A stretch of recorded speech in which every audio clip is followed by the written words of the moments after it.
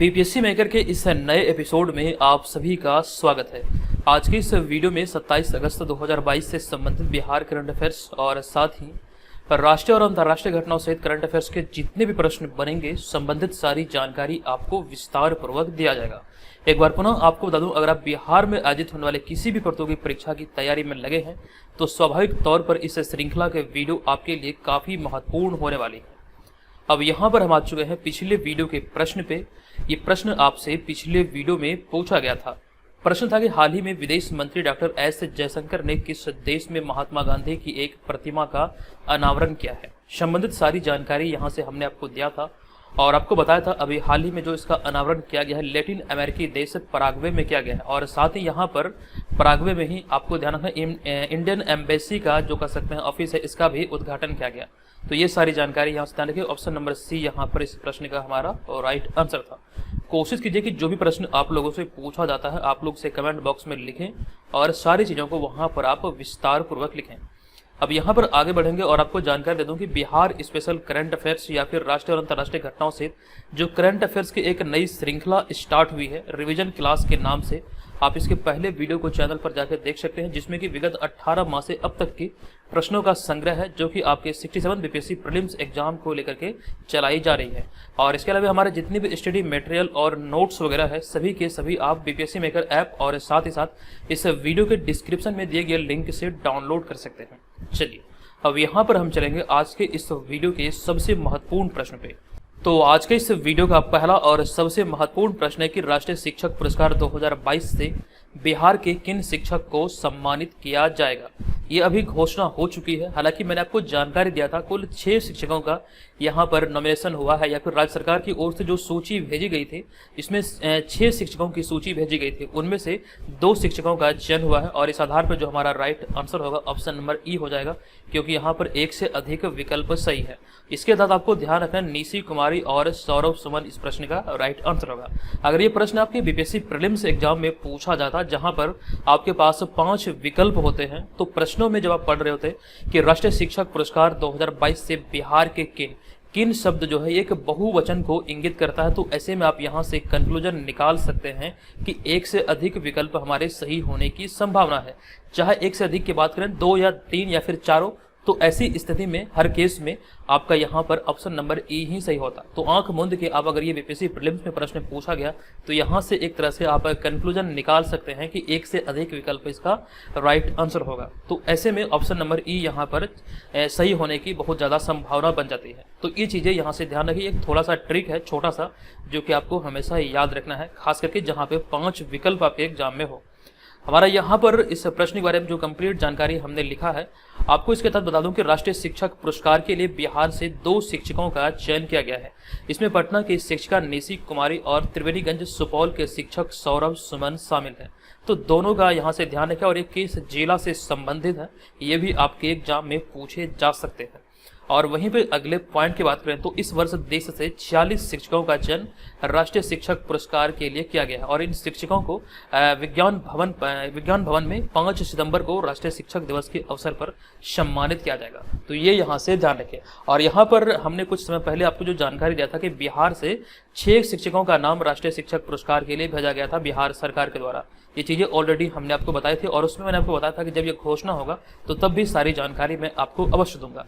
अब यहाँ पर अगले पॉइंट में हमने शेष 4 शिक्षक, इन 6 में से तो 2 को राष्ट्रीय शिक्षक पुरस्कार से सम्मानित किया जाएगा, लेकिन वहीं पर शेष 4 शिक्षकों की बात करें तो शेष 4 शिक्षकों को राज्य शिक्षक पुरस्कार 2022 से सम्मानित किया जाएगा। हालांकि इस सूची में और भी शिक्षक शामिल होंगे। जब ये घोषणा होगी तो कंप्लीट जानकारी हम आपको यहाँ से विस्तार पूर्वक अवश्य देंगे। हालांकि पिछले वर्ष 2021 की बात करें तो पिछले वर्ष 2021 में भी बिहार के 2 शिक्षक राष्ट्रीय शिक्षक पुरस्कार 2022 के लिए चुने गए थे। और वहीं पे हम बात करें राजकीय शिक्षक पुरस्कार की तो राजकीय शिक्षक पुरस्कार से 20 शिक्षकों को सम्मानित किया गया था। ये सारी जानकारी आपको ऑलरेडी हमने समय समय पर दिया है। चलिए अब यहाँ पर हम चलेंगे अगले दूसरे प्रश्न पे। ये दूसरा प्रश्न थोड़ा सा चर्चे में है राजनीतिक दृष्टिकोण से भी और साथ साथ धार्मिक दृष्टिकोण से भी। ये प्रश्न यहाँ पर यह है कि बिहार के किस जिले में स्थित प्रसिद्ध विष्णुपद मंदिर में प्रवेश करने वाले मंत्री इसराइल मंसूरी के खिलाफ मुजफ्फरपुर कोर्ट में शिकायत दर्ज की गई है। प्रश्न यहाँ पर पूछा गया ये विष्णुपद मंदिर बिहार के किस जिले में स्थित है। और इस प्रश्न का जो हमारा राइट आंसर है ये है ऑप्शन नंबर ए, यानी कि गया जिले में स्थित है। और इसी मंदिर में मंत्री इसराइल मंसूरी के प्रवेश को लेकर के जो मतलब कह सकते हैं इसके खिलाफ मुजफ्फरपुर कोर्ट में एक शिकायत दर्ज किया गया है। ये भी बहुत ज़्यादा ट्रेंडिंग में है और इससे संबंधित कई सारी जानकारी है जो कि आपको ध्यान रखना हो सकता है यहाँ से आपके प्रश्न एग्जाम में बने, जिस वजह से ये थोड़ा सा यूनिक था, इस वजह से हमने यहाँ पर इसको शामिल किया है। तो आपको ध्यान रखना, हाल ही में मुख्यमंत्री नीतीश कुमार के साथ इसराइल मंसूरी गया जिले में स्थित प्रसिद्ध विष्णुपद मंदिर के निरीक्षण के लिए आए थे। मुख्यमंत्री नीतीश कुमार के बारे में आपको जानकारी होगा, आप लोग ट्विटर के माध्यम से देखते होंगे कि अभी हाल ही में विष्णुपद मंदिर जो कि गया जिले में स्थित है तो इसके निरीक्षण के लिए गए। और साथ साथ जो यहाँ पर रबर डैम का निर्माण हो रहा है बिहार के गया में, तो उसका भी निरीक्षण मुख्यमंत्री नीतीश कुमार के द्वारा किया गया था। और इसी दौरान इनके साथ मंत्री इसराइल मंसूरी भी वहां पर विष्णुपद मंदिर में प्रवेश किए थे। हालांकि विष्णुपद मंदिर की बात करें तो इसमें एक कानून है बना हुआ कि गैर हिंदुओं का प्रवेश जो है यहाँ पर एक प्रकार से वर्जित है। और इसके तहत आपको ध्यान रखना, जिसके बाद मंत्री इसराइल मंसूरी के खिलाफ हिंदुओं की धार्मिक भावनाओं को आहत करने का आरोप लगाते हुए मुजफ्फरपुर के रहने वाले सामाजिक कार्यकर्ता चंद्रकिशोर पराशर ने उनके खिलाफ शिकायत दर्ज कराई है। और साथ ही इसके बाद मंदिर कमेटी ने गर्भगृह का शुद्धिकरण भी कराया। अब यहाँ पर एक जानकारी मैं आपको देने वाला हूँ जो कि आप ध्यान रखेंगे। हालांकि नीतीश कुमार के साथ भी सैयद शाहनवाज हुसैन कई बार मंदिर गए थे। सैयद शाहनवाज हुसैन की बात करें तो बिहार के जो पूर्व उद्योग मंत्री रहे थे ये सैयद शाहनवाज हुसैन थे। इन्हीं के काल में बिहार ने एथनॉल नीति को लागू किया था, जो कि आपको ये ध्यान रखना है कि एथनॉल नीति को लागू करने वाला बिहार भारत का पहला राज्य है। टेक्सटाइल और लेदर पॉलिसी की बात करें तो इन्हीं के द्वारा लागू किया गया था। ये सारी चीजें और भी कई सारी चीजें हमने विस्तार पूर्वक आपको जानकारी दिया था। तो इतनी सारी जानकारी यहाँ से इस प्रश्न से संबंधित याद रखिए, हो सकता है आपके एग्जाम में यहाँ से प्रश्न बने। अगला होगा हमारा तीसरा प्रश्न। ये प्रश्न बहुत इंपॉर्टेंट है। प्रश्न है कि हाल ही में शंघाई सहयोग संगठन के रक्षा मंत्रियों की वार्षिक बैठक कहां आयोजित हुई है। यहाँ पर मैं शिखर सम्मेलन की बात नहीं कर रहा हूँ, बल्कि यहाँ पर जो वार्षिक बैठक होती है रक्षा मंत्रियों की, ये बैठक कहां पर आयोजित की गई है। तो राइट आंसर होगा इसका ऑप्शन नंबर ए, उज्बेकिस्तान के ताशकंद में भी हाल ही में ये आयोजित हुआ है। तो ऑप्शन नंबर ए यहाँ पर इस प्रश्न का हमारा राइट आंसर होगा। आपको यहाँ पर विस्तृत जानकारी दे दूं कि उज्बेकिस्तान की राजधानी ताशकंद में शंघाई सहयोग संगठन यानी कि एससीओ की वार्षिक बैठक आयोजित हुई है, जिसमें कि रक्षा मंत्री राजनाथ सिंह भी शामिल हुए हैं। आप यहाँ पर राजनाथ सिंह को इस इमेज में देख सकते हैं। आपको जानकारी दे दूं, हालांकि एससीओ अर्थात शंघाई सहयोग संगठन की जो शिखर सम्मेलन है ये 15 से 16 सितंबर को उज्बेकिस्तान के समरकंद में आयोजित किया जाएगा। तो ये यहाँ से ध्यान रखें, इसका जो वार्षिक बैठक है ये उज्बेकिस्तान के समरकंद में आयोजित किया जाएगा। ये 22वां बैठक होगा ये एससीओ शिखर सम्मेलन का, जिसमें कि कुल 8 सदस्य देश भाग लेंगे। और यहाँ पर आपको ये ध्यान रखना है, शंघाई सहयोग संगठन की बात करें तो इसके 5 मूल सदस्य हैं। इन 5 मूल सदस्यों में आपको ध्यान रखना चीन, रूस, तजाकिस्तान और किर्गिस्तान, ये 5 इसके मूल सदस्य देश हैं। जबकि वहीं पे हम बात करें अन्य सदस्यों की तो इसमें आपको नवीनतम सदस्य के रूप में याद रखना है कि भारत और पाकिस्तान 9 जून 2017 को एससीओ के अस्थाना शिखर सम्मेलन में इसमें शामिल हुआ था। तो कुल मिला के हो गया 5 और 2 7। अब यहाँ पर आप कमेंट करके बताएंगे कि 8वां जो देश है इसका सदस्य वो कौन सा देश है। देखते हैं कितने लोगों को पता है, आप लोग कमेंट कीजिएगा, मैं ये जानना चाहता हूँ कितने लोगों को ये पता है। अब यहाँ पर अगले पॉइंट की बात करें तो आपको ध्यान रखना है कि शंघाई सहयोग संगठन की 21वीं बैठक 17 सितंबर 2021 को दुशानबे तजाकिस्तान में आयोजित किया गया था। तो यहाँ से इतनी सारी जानकारी आपके एग्जाम में पूछे जाएंगे जो कि आपको याद रखना है। हालांकि ये वाला पॉइंट भारत और पाकिस्तान की बात करें तो ये इस संगठन का नवीनतम देश है जो कि आपको याद रखना है 9 जून 2017 को इसमें शामिल हुआ था। चलिए अब यहाँ पर हम बात करें यहाँ पर विकल्पों की, तो विकल्प में ऑप्शन नंबर बी में हमने लिखा है समरकंद, और यहीं पर ये 22वां जो है शंघाई सहयोग संगठन का बैठक आयोजित होगा। जबकि हम बात करें हिरोशिमा की तो हिरोशिमा जापान का एक शहर है। 6 अगस्त 1945 को हिरोशिमा पर अमेरिका द्वारा परमाणु हमला किया गया था। जबकि वहीं पर हम बात करें नागासाकी की तो नागासाकी में इसके महज 3 दिन बाद 9 अगस्त 1945 को यहाँ पर परमाणु हमला किया गया। अब यहाँ पर मैं आपको एक जानकारी देने वाला हूँ, हो सकता है अधिकतर लोगों को ये पता नहीं हो, लेकिन हो सकता है कि आपके एग्जाम में ये पूछा जाए। आपको याद रखना कि हिरोशिमा और नागासाकी पर अमेरिका द्वारा जो द्वितीय विश्व युद्ध के दौरान जो हमला किया गया था, जो परमाणु बम गिराया गया था, इस परमाणु बम का जो कोड था वो क्या था, तो लिटिल बॉय था कोड, जो कि यहाँ पर लगातार 2 बार जो कि 6 अगस्त 1945 और 9 अगस्त 1945 को गिराया गया था। इसका प्रकोप अब भी यहाँ पर देखने को मिलता है। तो ये सारे जुड़े हुए फैक्ट हैं जो कि आपको याद रखना है, आपके एग्जाम में पूछे जा सकते हैं। चलिए अब यहाँ पर हम चलेंगे अगले चौथे प्रश्न पे। ये हमारा चौथा प्रश्न है कि प्रधानमंत्री नरेंद्र मोदी ने एशिया का सबसे बड़ा प्राइवेट अस्पताल अमृता अस्पताल का उद्घाटन कहाँ किया है। इंपॉर्टेंट प्रश्न है और इसका उद्घाटन अभी हाल ही में हरियाणा के फरीदाबाद में किया गया है। ऑप्शन नंबर सी यहाँ पर इस प्रश्न का राइट आंसर होगा। इनसे संबंधित कई सारी जानकारी है जो कि आपको ध्यान रखना है। तो प्रधानमंत्री नरेंद्र मोदी ने हाल ही में हरियाणा के फरीदाबाद में अमृता अस्पताल का उद्घाटन किया है और यह अस्पताल एशिया का सबसे बड़ा प्राइवेट अस्पताल है और यहाँ पर विश्व स्तरीय इलाज की सुविधा उपलब्ध होगी। आपको ये याद रखना है कि अगर हम बात करें प्राइवेट सेक्टर के अस्पतालों की तो ये अब एशिया का सबसे बड़ा प्राइवेट सेक्टर का अस्पताल बन गया है। अब यहाँ पर इस अस्पताल से जुड़े हुए कुछ फैक्टर हैं। अगर हम बात करें अगले पॉइंट की तो जो करीब 133 एकड़ में बना है, यानी कि इस अस्पताल का जो निर्माण हुआ ये 133 एकड़ भूमि में किया गया है और इस अस्पताल में 2600 बेड उपलब्ध है। और साथ साथ यहाँ पर एक पॉइंट ये ध्यान रखें, इस अस्पताल को बनाने पर करीब 6000 करोड़ रुपए खर्च हुए हैं। और इसके अतिरिक्त एक इम्पॉर्टेंट फैक्ट है इस मंदिर नहीं बल्कि अस्पताल के संचालन से संबंधित। आपको यहाँ पर ये ध्यान रखना कि इस अस्पताल का प्रबंधन या फिर संचालन माता अमृतानंदमयी मठ द्वारा किया जाएगा। ये सारे फैक्ट को यहाँ से आप ही याद रखेंगे। चलिए अब यहाँ पर हम चलेंगे अगले 5वें प्रश्न पे, लेकिन उससे पहले बात यह नरेंद्र मोदी साहब की। तो ऐसे में नरेंद्र मोदी के बारे में कई सारी जानकारी है जो कि आपके एग्जाम में पूछे जा सकते हैं। तो यहाँ पर आपको बता दूं, इनका पूरा नाम है नरेंद्र दामोदर दास मोदी और इनका जन्म हुआ था 17 सितंबर 1950 को, जो कि 26 मई 2014 से लगातार दूसरी बार भारत के वे प्रधानमंत्री बने हैं। तो ये याद रखिए, पहली बार इन्होंने प्रधानमंत्री पद की शपथ ली थी 26 मई 2014 को और अभी हाल ही में 26 मई 2022 को इन्होंने बतौर प्रधानमंत्री अपने कार्यकाल का 8 वर्ष पूरा किया है। तो ये सारी जानकारी हमने आपको समय समय पर इसी सीरीज के अंतर्गत दिया था। ये सारी जानकारी यहाँ से आप ध्यान रखिए। अब यहाँ पर जो इस पॉइंट को आप देख रहे हैं, ये पॉइंट बहुत इंपॉर्टेंट है। पॉइंट है कि वे भारत में प्रधानमंत्री पद पर आसीन होने वाले स्वतंत्र भारत में जन्मे प्रथम व्यक्ति हैं। बहुत इंपॉर्टेंट है, इसे नोट कीजिएगा। और इससे पहले वे 7 अक्टूबर 2000 से 22 मई 2014 तक गुजरात के मुख्यमंत्री रहे थे। तो ये सारी जानकारी यहाँ से आपको ध्यान रखना है।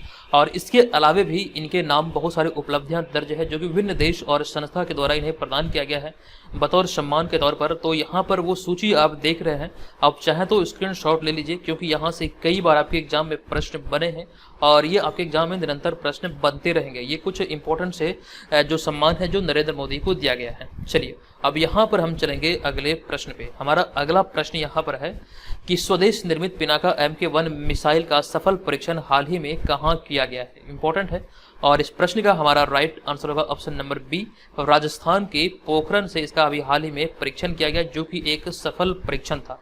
आपको इस प्रश्न के बारे में जानकारी यहाँ पर दे दूं कि अभी हाल ही में मेक इन इंडिया के तहत निर्मित पिनाका MK1 मिसाइल के अपडेटेड वर्जन का राजस्थान के जैसलमेर की पोखरण फील्ड फायरिंग रेंज में सफल परीक्षण किया गया है। राजस्थान का जो जैसलमेर जिला है यहाँ पर स्थित पोखरण फील्ड फायरिंग रेंज से ही इसका सफल परीक्षण किया गया है जो कि मेक इन इंडिया के तहत ये निर्मित मिसाइल है और इस मिसाइल का नाम है पिनाका MK1। और इससे संबंधित जो पॉइंट है कि यह मिसाइल यानी कि इसकी क्षमता की बात करें तो यह मिसाइल 45 किलोमीटर तक टारगेट को सफलतापूर्वक हिट करने में सक्षम है।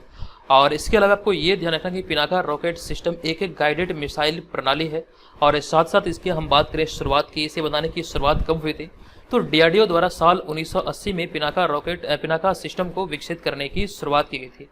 तो यहाँ से आपको इतनी सारी जानकारी याद रखना है। इसकी जो शुरुआत हुई थी इस मिसाइल प्रणाली की, ये 1980 से इसकी शुरुआत की गई थी DRDO के द्वारा। चलिए इतनी सारी जानकारी यहाँ से नोट कर लेना आपको। अगला होगा हमारा यहाँ पर छठा प्रश्न। छठा प्रश्न है कि हाल ही में न्यू इंडिया पुस्तक का विमोचन पूर्व उपराष्ट्रपति M वेंकैया नायडू द्वारा किया गया है। प्रश्न यहाँ पर यह है कि बताएं कि वे भारत के कौन से उपराष्ट्रपति थे। यानी कि M वेंकैया नायडू के बारे में पूछा जा रहा है, वे भारत के कौन से उपराष्ट्रपति थे। तो इस प्रश्न का हमारा राइट आंसर होगा, कई बार हमने आपको जानकारी दिया है कि उपराष्ट्रपति M वेंकैया नायडू भारत के 13वें उपराष्ट्रपति रहे थे। तो ऑप्शन नंबर बी यहाँ पर इस प्रश्न का हमारा राइट आंसर होगा।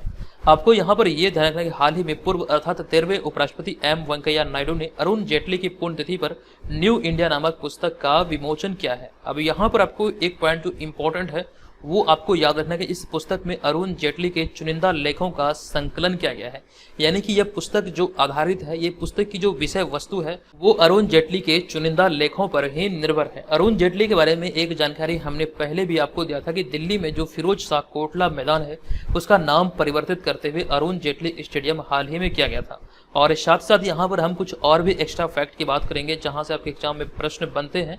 आपको यहाँ पर ध्यान रखना है, हमने चर्चा किया था न्यू इंडिया के बारे में। हालांकि अभी जो ये न्यू इंडिया चर्चे में ये एक पुस्तक है जो कि अरुण जेटली पे आधारित है, लेकिन वहीं पे हम यहाँ पर एक्स्ट्रा फैक्ट में बात करें तो हालांकि 20वीं शताब्दी के शुरुआती दशकों में न्यू इंडिया अखबार एनी बेसेंट द्वारा प्रकाशित किया गया था। ये बहुत इंपॉर्टेंट पॉइंट है, आपके एग्जाम में ये पूछा हुआ प्रश्न है कि 20वीं शताब्दी के शुरुआती दशकों में न्यू इंडिया अखबार का जो संचालन हुआ था इसे प्रकाशित किया जा रहा था एनी बेसेंट के द्वारा। और यहाँ पर हमारा अगला पॉइंट है बंगाल गजट के बारे में। बंगाल गजट के बारे में भी प्रश्न एग्जाम में पूछा गया है। बंगाल गजट की बात करें तो भारत से प्रकाशित होने वाला पहला अखबार था और इस अखबार को प्रकाशित करने का जो श्रेय जाता है ये जेम्स ऑगस्ट हिक्की को जाता है। इसी के द्वारा इसकी शुरुआत की गई थी।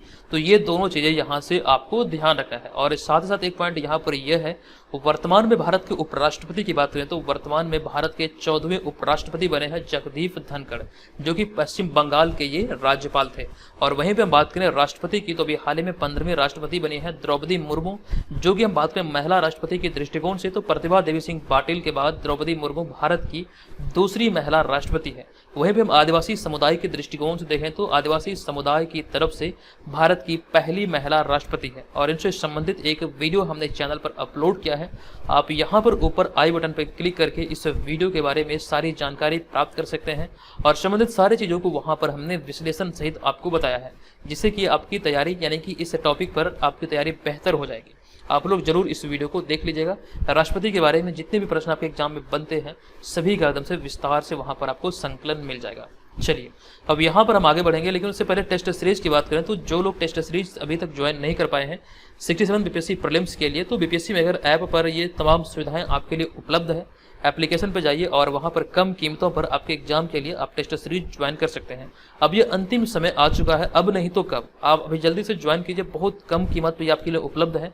50 प्रैक्टिस सेट की श्रृंखला है, यहाँ से आपकी तैयारी का सही तरीके से आकलन हो पाएगा, ठीक है। और करंट अफेयर्स का पूरा पैकेज वहाँ पर उपलब्ध है, उसे भी आप लोग पढ़ सकते हैं। चलिए अब यहाँ पर हम आ चुके हैं आज के इस वीडियो के 7वें प्रश्न पे। ये प्रश्न की निम्नलिखित में से किनके द्वारा हाल ही में राजीव गांधी ग्रामीण ओलंपिक खेल के शुभंकर शेरू का अनावरण किया गया है। इस प्रश्न के बारे में हालांकि कई जानकारी हमने आपको पहले भी दिया था कि 29 अगस्त से इसका शुभारंभ किया जाना है। और इसके बारे में जो जानकारी मैंने आपको दिया था ये राजस्थान सरकार की एक पहल है। तो ऐसे में जो अभी हाल ही में ये शुभंकर शेरू का अनावरण किया गया है ये राजस्थान के मुख्यमंत्री अशोक गहलोत के द्वारा किया गया है। तो ऑप्शन नंबर डी यहाँ पर इस प्रश्न का राइट आंसर होगा। तो इससे संबंधित कई सारी जानकारी है जो कि आप याद रखेंगे। तो राजस्थान सरकार ने राजीव गांधी ग्रामीण ओलंपिक का आयोजन 29 अगस्त से 1 सितंबर तक किए जाने का फैसला किया था।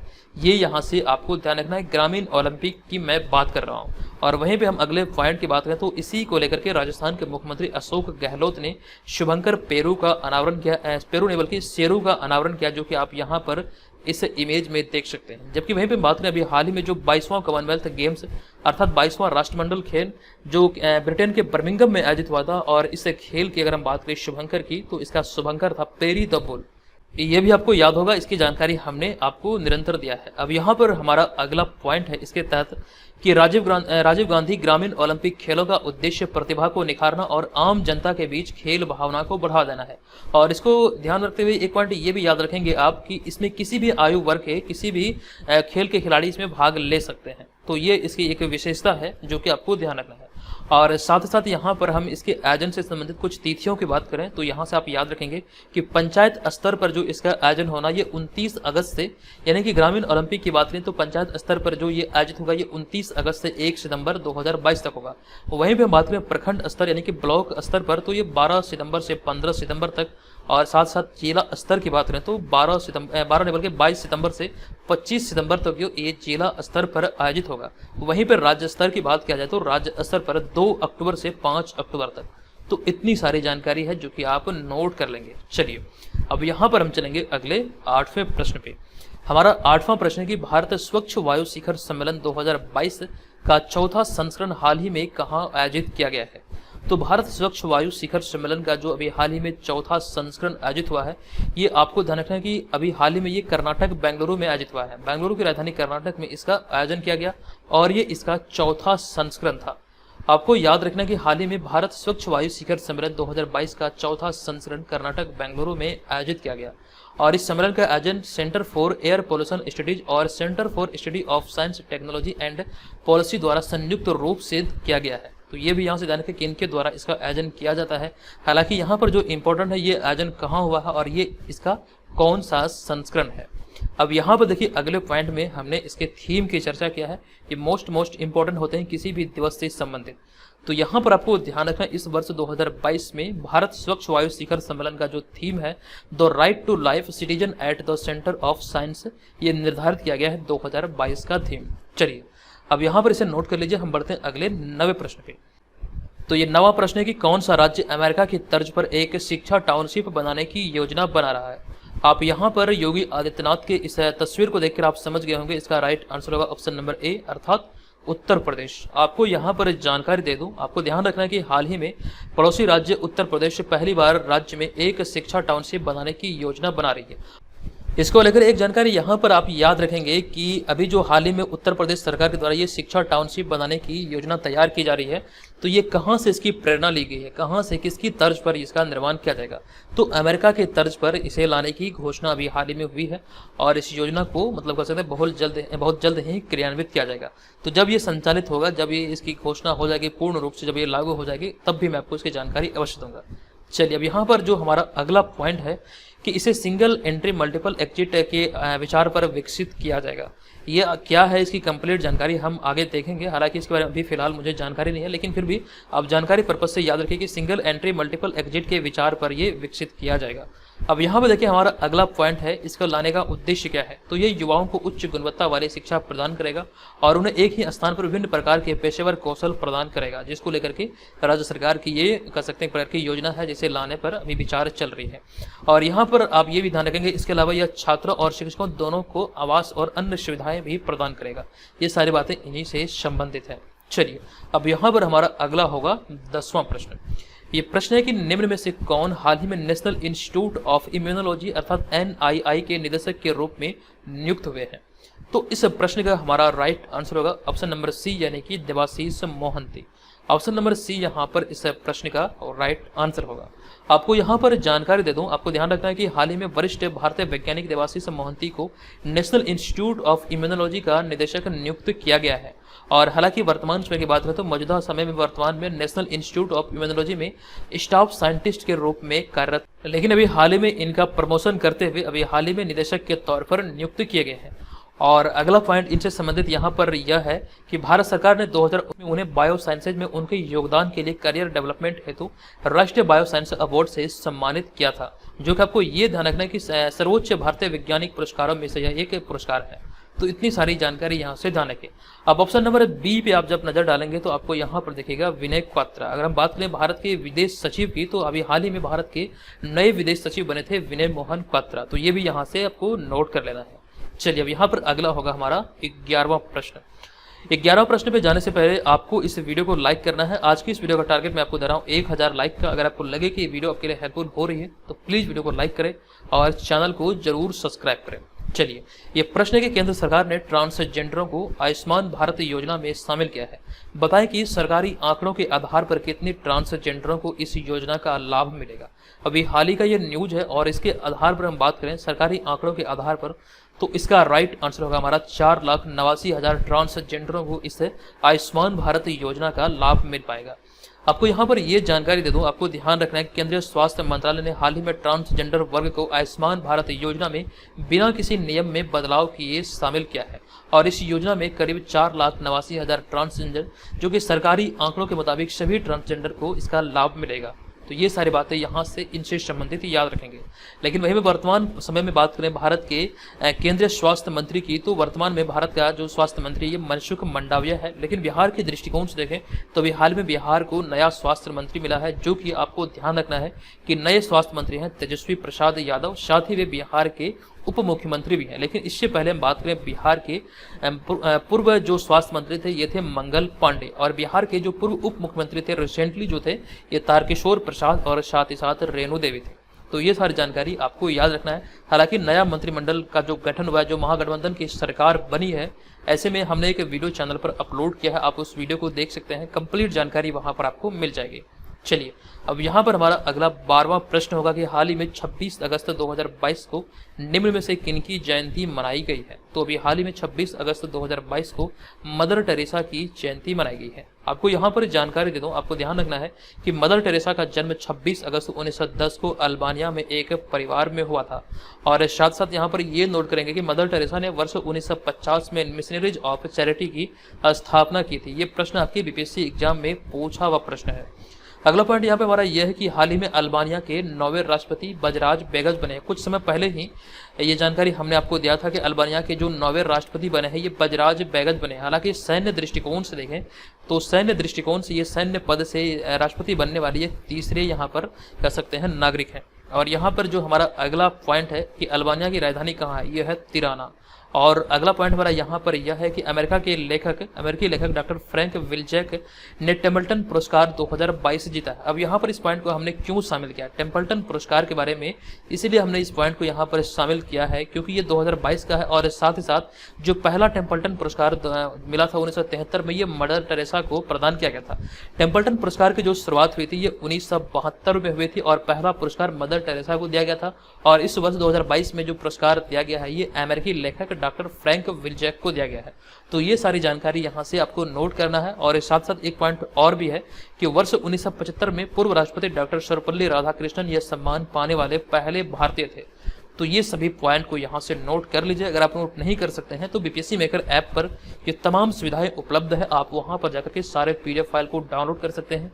और यहाँ पर जो करंट अफेयर्स की इस श्रृंखला को देख रहे हैं सभी का आप वहाँ पर क्विज वाले सेक्शन में जाकर फ्री में सभी को आप वहाँ से एक्सेस करके रिवाइज कर सकते हैं। आपके लिए फ्री में क्विज वहाँ पर उपलब्ध है, तो जाइए वहाँ से जितने भी 2021 से अब तक के क्विज डाले गए हैं डेली बेसिस पर वहाँ पर अपलोड हुआ है, आप वहाँ पर जाकर 67 बीपीएससी के लिए अपनी करंट अफेयर्स की तैयारी को बेहतर तरीके से कह सकते प्रकार से आकलन कर सकते हैं। चलिए अब यहाँ पर हम चलेंगे आज के इस वीडियो के प्रश्न पे। आज के इस वीडियो का हमारा प्रश्न है कि थाईलैंड के पटाया में आयोजित पैरा बैडमिंटन इंटरनेशनल 2022 में बिहार के शटलर प्रमोद भगत और सुकांत कदम महाराष्ट्र की जोड़ी ने कौन सा मेडल जीता है। कंप्लीट जानकारी यहाँ से हमने आपको दिया है, बताएं इस प्रश्न का और राइट आंसर क्या होगा। हालांकि प्रमोद भगत की बात करें तो प्रमोद भगत उड़ीसा की तरफ से खेलते हैं, लेकिन यहाँ पर आप कमेंट करके बताएं कि इन्होंने इसकी जोड़ी ने कौन सा मेडल अभी हाल ही में अर्जित किया है। और तो अगर आपको लगे कि ये वीडियो आपके लिए हेल्पफुल रहा तो प्लीज़ वीडियो को लाइक करें और चैनल को जरूर सब्सक्राइब कीजिएगा।